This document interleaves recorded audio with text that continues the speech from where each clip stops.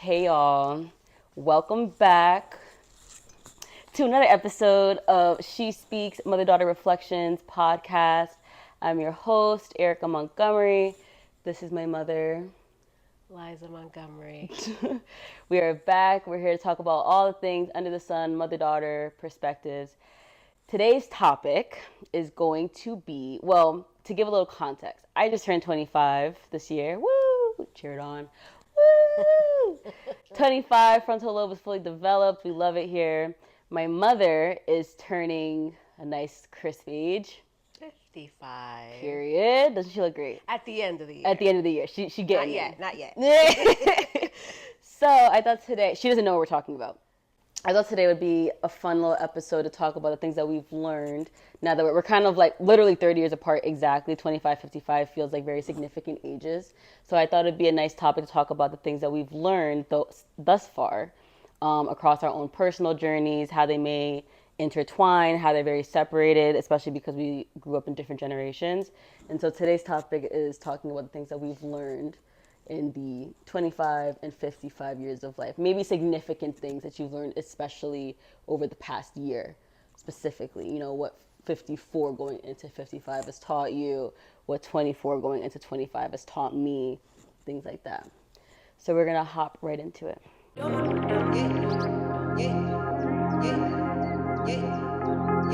Don't be offended.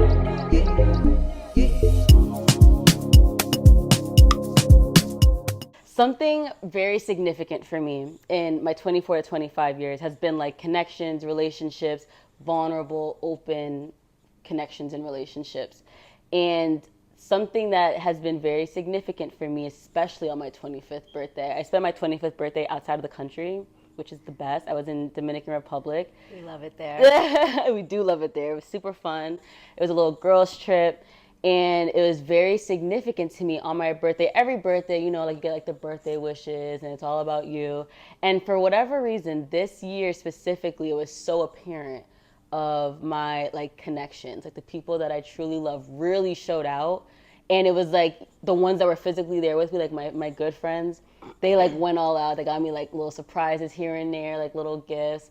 And also just like the people from afar, like the phone calls and like the text messages seemed so significant this year. And it's like, it can even be as small as like just like the happy birthday with like some emojis, but it's like the amount of people or like the specific people that reached out, I think were very important this year. Like it was very impactful, and the connections that I've made from 23 and 24 going into 25 have really been like this year really emphasized those relationships and how important it is for me to continue to maintain and fulfill those relationships, right?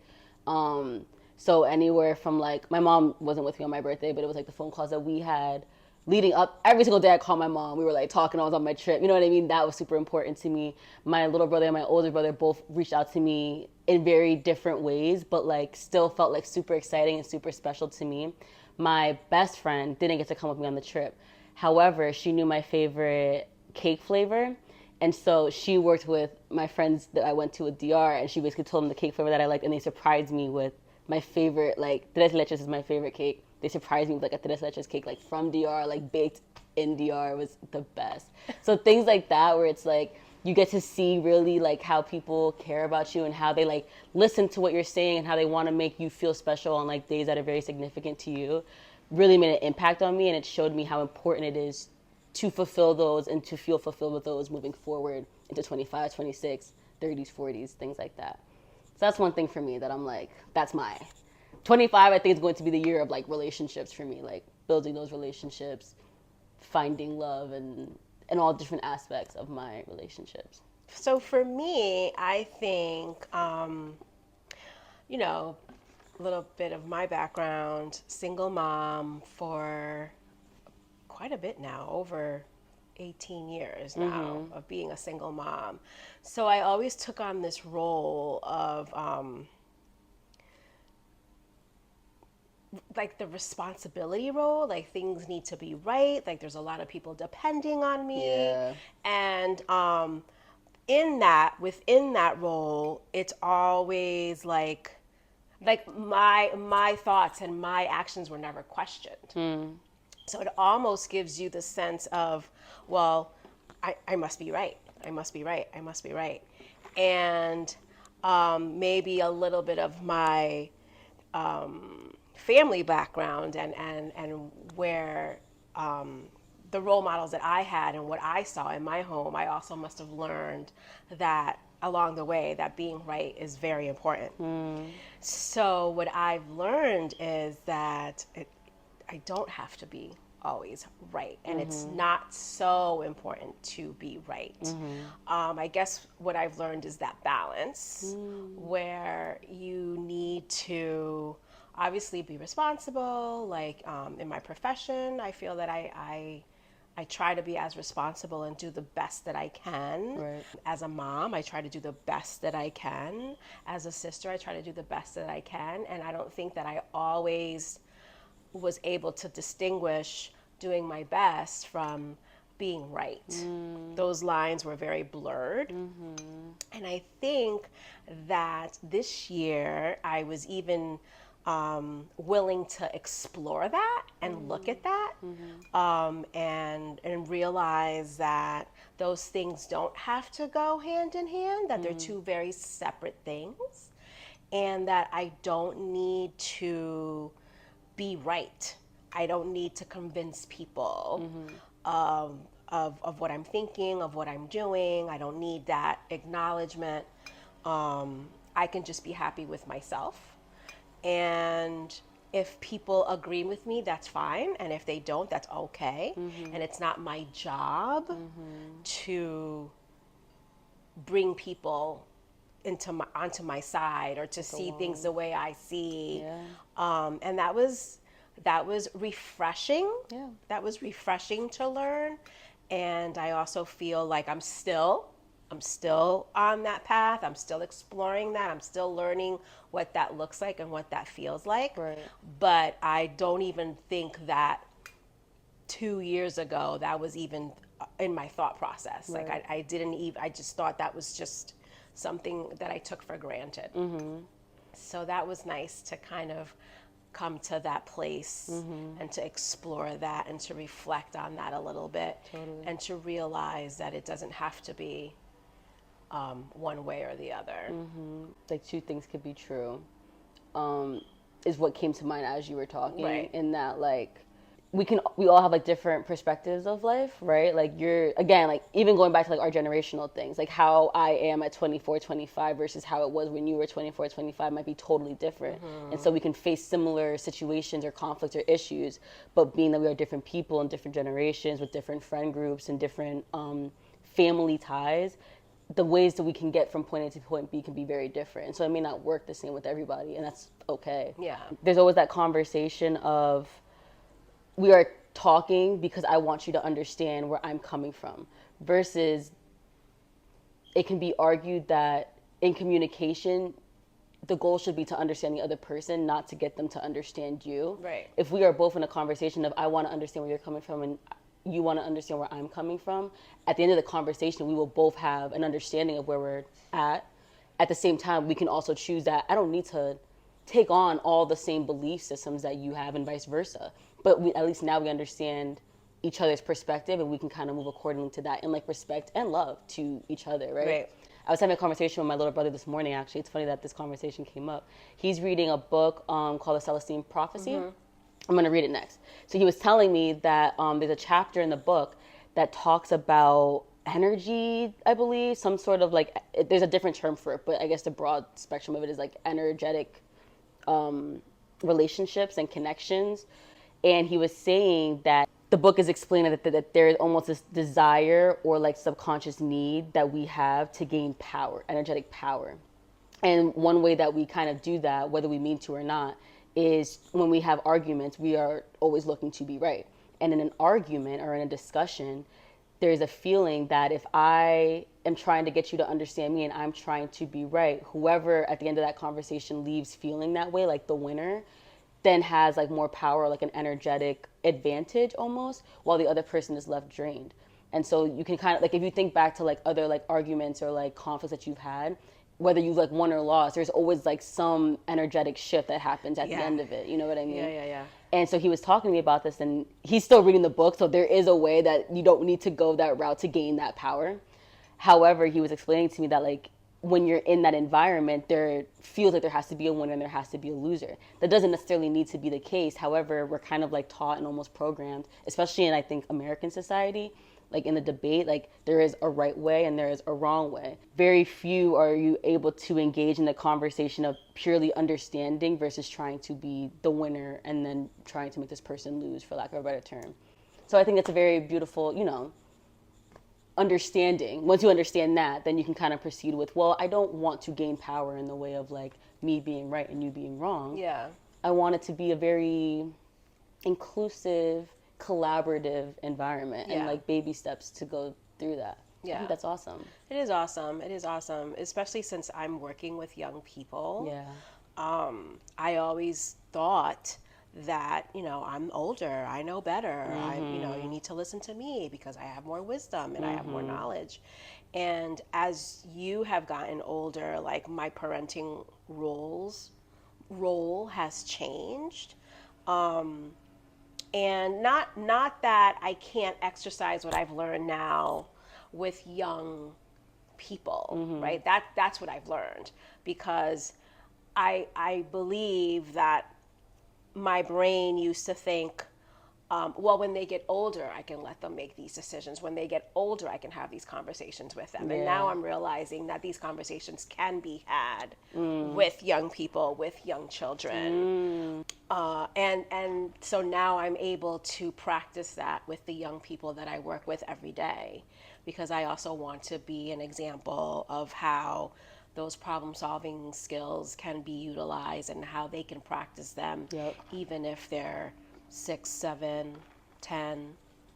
So it's a nice way to practice those things in a safe environment, those skills that I'm learning, and to get better at them, so that I can utilize them in more adult-like situations. That's very true. So Absolutely. it's a nice way of practicing and learning those skills. I love that.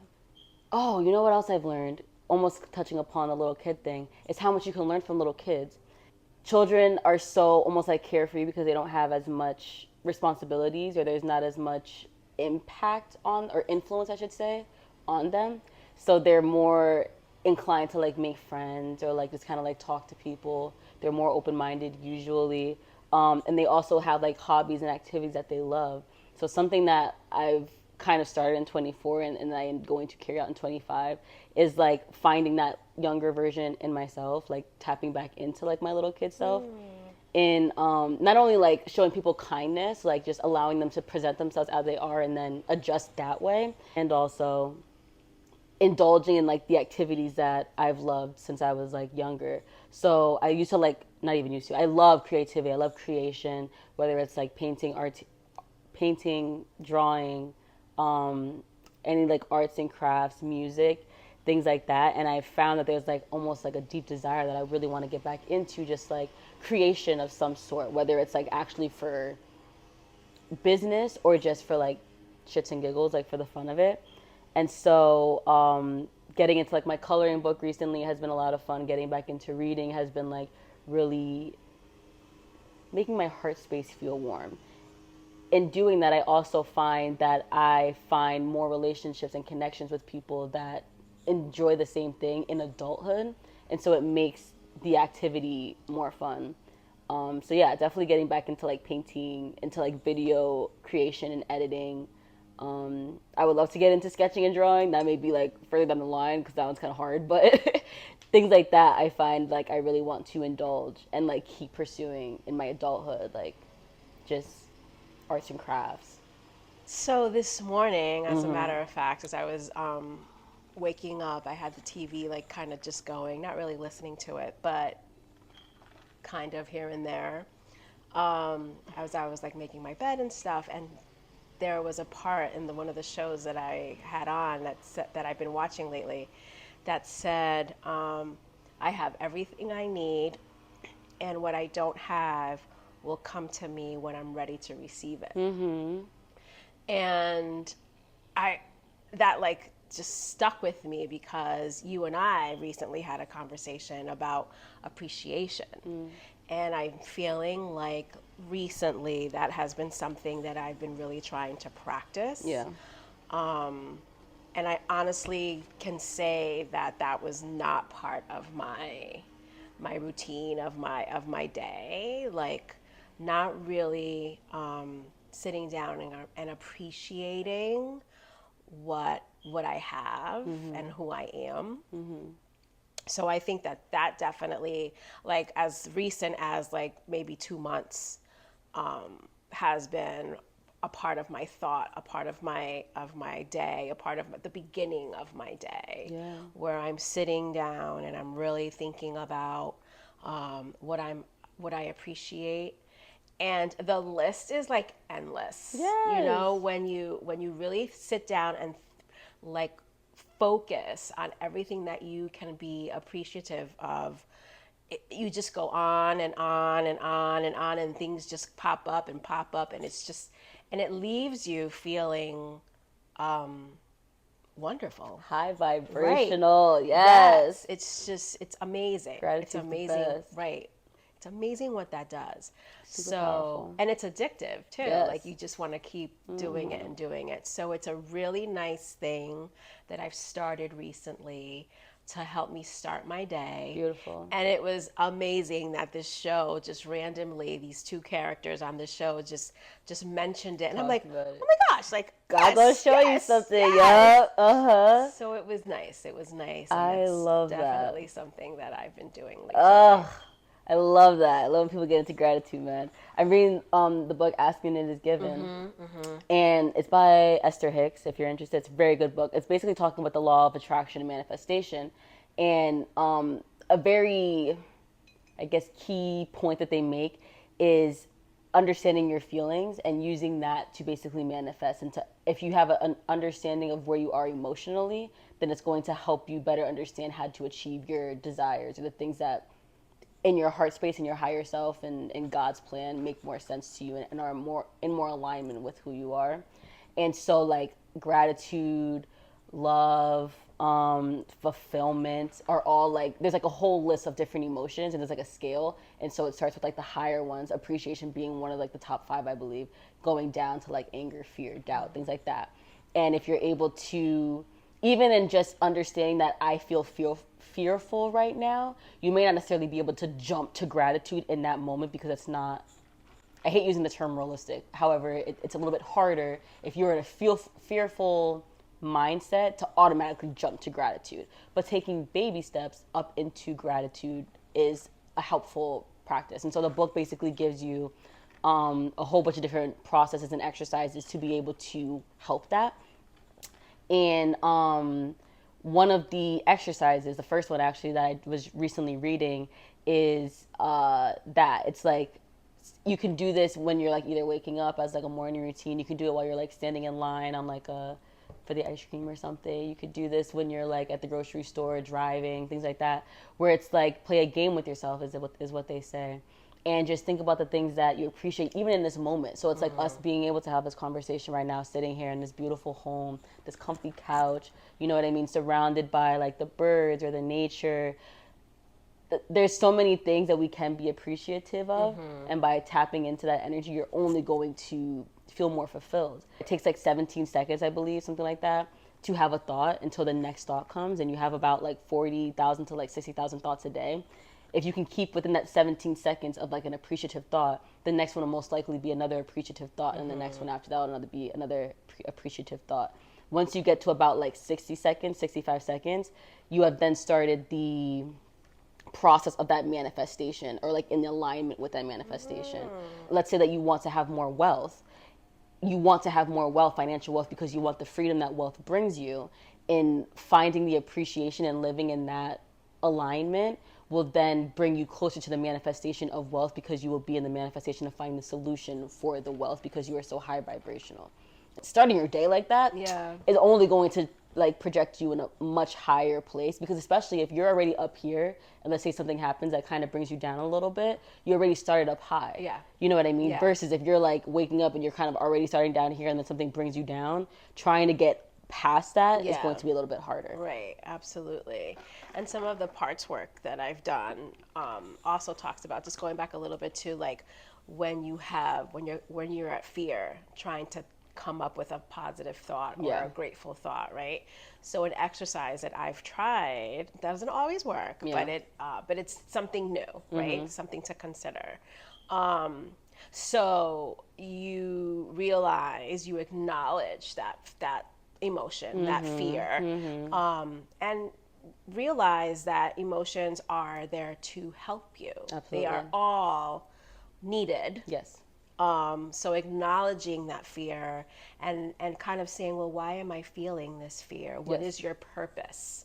So now you're giving it some positive. You can thank it. Thank you for coming to help me with whatever it is, because that's what that feeling is there for initially. Yeah. It's there to protect you. It's probably there thinking that you need some help, and acknowledging it and thanking it puts you in that grateful, appreciative mode, saying thank you for being here with me, thank you for getting me through this, thank you for and just acknowledging it sometimes helps you to understand it. Absolutely. So easier said than done, but practice Practice will get gets you you there. there. Yeah. Absolutely.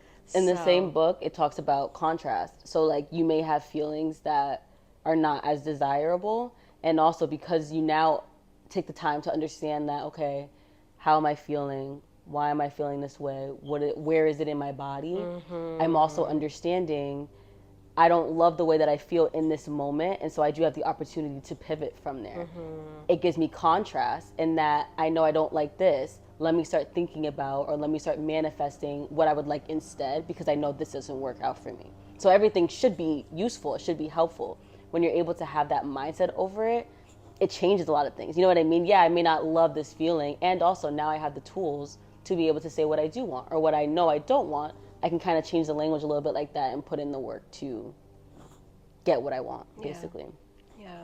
All beautiful things. Be graceful with yourself. Absolutely. Like, don't judge. Yeah. Don't judge that feeling, Yeah. because it has been with you and it has helped you up until this point. Totally. So make sure that you are very appreciative of it, and that it'll be easier to that feeling to step aside. Yep. If you give it that love and that appreciation. And I think that's the harder part Yeah. for me. Like giving myself grace. Sometimes, it's like we could talk about this all day. You know what I mean? All the practices and the things that we've done to change or to improve or to try to be better. And sometimes there's moments where like I'll take a step back and I'll have like this moment where it's like, why am I still feeling this way? Why am I still acting this way? Why is that my reaction to this experience? And almost getting mad at myself that I'm still reacting that Yeah. way. And then I got to take a step back from that and be like, well, I have to give myself grace. Like the healing process or the momentum of this isn't going to happen overnight. You know what I mean? It takes practice. And the fact that I'm able to have that conversation with myself or with God or with other people Yeah. is already a step in the right direction. So you said something, give yourself grace. Like, totally. 10 out of 10 recommend. So if you made it this far, I'm very expressive with my hands. We really appreciate it. We are going to go into our favorite things of the week this week before we close out. Today's topic is going to be TV shows, so it's things that we've been watching, either that we're currently watching or that we just finished, that have brought us either a lot of joy or like excitement or that we just want to like chat about. So my TV show of choice kind of goes in alignment with the book I recommended last week if you watched, but it's Bridgerton. I just finished season 3 this past like Thursday or Friday, I think. It's the one with Colin and Penelope, so I won't spoil anything if you haven't watched it. 10 out of 10 recommend though. If you are on like the Bridgerton wave, you already know like it's just so good. I eat it up. I only recently found out that it's a book series and that there's 6 books in the series. So after I finish my current fiction book, I think I might go dibble and dabble in that series for a little while. But yeah, 10 out of 10 recommend. Fun fact, we're actually going to a winery. We're doing like a little girls' day, and it's themed, and it's Bridgerton themed. So maybe in the next couple of weeks, we'll insert some content about how that comes out. But Yeah. So excited. I'm actually very excited about it. It's very good. But that's me. That's awesome. Mm-hmm. So I am happy to report that because it's summer Mm-hmm. and teachers get so excited about summer. I haven't really been watching a lot of TV, Mm-hmm. but I do wind down like when I'm trying to get ready for bed. To a TV show, and usually it's like something funny, Yeah. something light, something comical. And I've started rewatching Will and Grace, Love Will and Grace. which That's so good. I totally enjoy. Yeah. My favorite character on Will and Grace is Karen. She Is it? a riot. Karen the hoot, She bro. is too much. And Jack too. Those two together are The most funniest. boldest I couple, know, yeah. They are the funniest. They're great.